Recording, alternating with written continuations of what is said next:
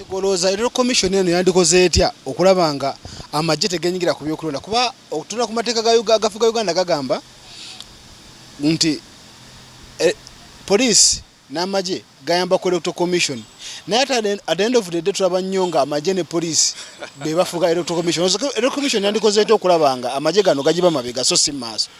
Constitution egamba kuyambako tebagamba kuwamba process ya Kalulu.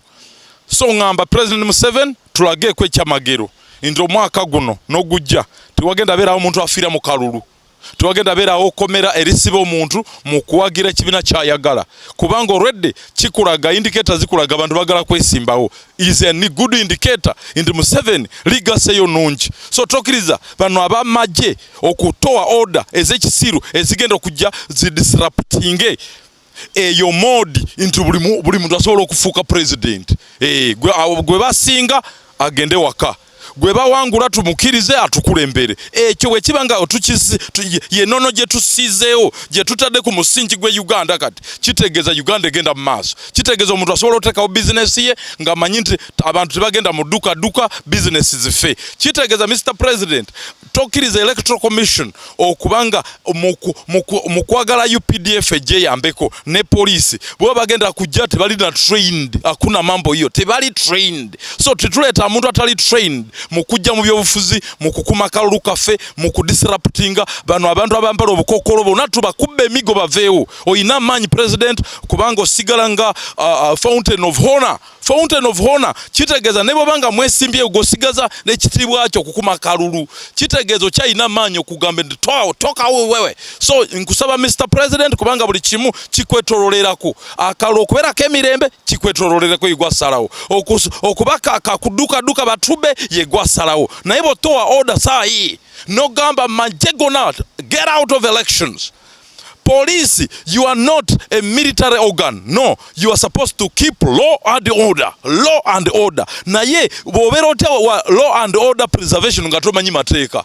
The Police Act ekuwa mulimu gumu ogw'okukuma Kalulu naye nga tokubye bantu migo nga abantu tobakubye tiya gasi kubanga nawe gwe akusindise bwe baye ye NRM ndi kubaabo abantu. Kitegeeza abantu bajja kutya okujja kuyimirira ku line. Kitegeeza bakadde tibagenda kulonda NRM kubanga tibajja kuyimirira ku line ngeri peaceful, teri peaceful. So wali okubanga olwanisa oli naye nga ate weerwanisa. Kitegeeza Kalulu tagenda kola ki?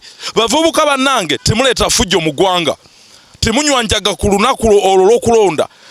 Okuva lwaleero tulokoke paka olunaku lw'okulonda so that tugulibwa tetuli bamalaaya.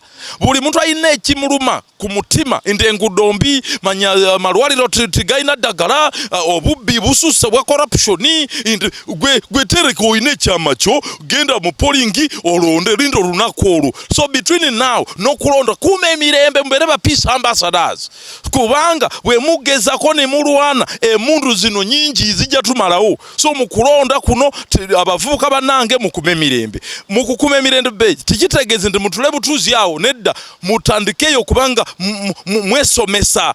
A good citizen of Uganda must pay tax. A good citizen of Uganda must vote. So lunaku olwo abavubuka bannange temuba basiru ate ne mutagenda ne mulonda ate nga yemwe abali ku street abakayana. Mugende mulonde mu mirembe musirike. Political parties mulekera okusiga enziro zino ez'ebicupuli kuba nammwe olina atekawo political party kuvuma mulala. No, ebyokuvuma bive muzanye politics of solutions.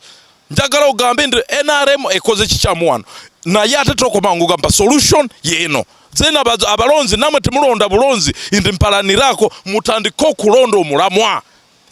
Aba NRM naba NUP naba DP FPP manya chachacha manya DPP mutambulire wamu. Temutandika kweyalumunyiraka akacyayi wamu naye nga mudiscussing in the future ya Uganda. It belongs to all of us.